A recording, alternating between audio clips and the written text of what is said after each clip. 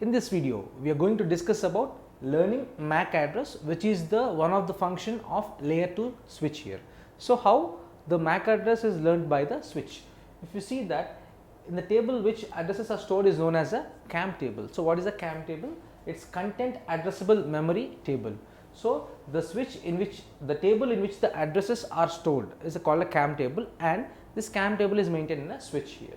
To further understand how the switch populates the CAM table and consider one of the best example here, they are host A and host B connected with a switch here. How the switch will learn about the MAC address of the host A and host B? If you consider a small simple example here, you see host A with MAC address of A3BC.4A59.4109 sends a frame to host B whose address is A3BC4A594001. So one host is with the MAC address sends a frame to one other host of the MAC address, this one.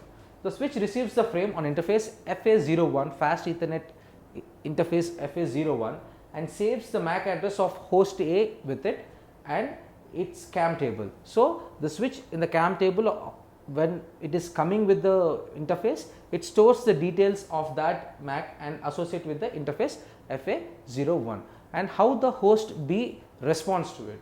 So the host B receives the frame or replies back with the switch and replies with the interface FA02, because one FA01 is connected to host A and FA02 is connected to host B here, and saves the information of the MAC address of host B as 4001 in its CAM table, associates it with interface FA02 here.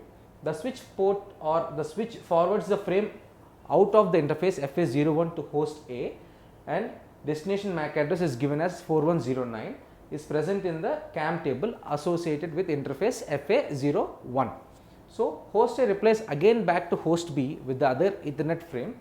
The switch receives the frame and forward it to host B with the destination MAC address as 4001 associated with FA02. So this way, through the interfaces of a switch, the switch will learn about the MAC addresses of two hosts and they will save that in the CAM table.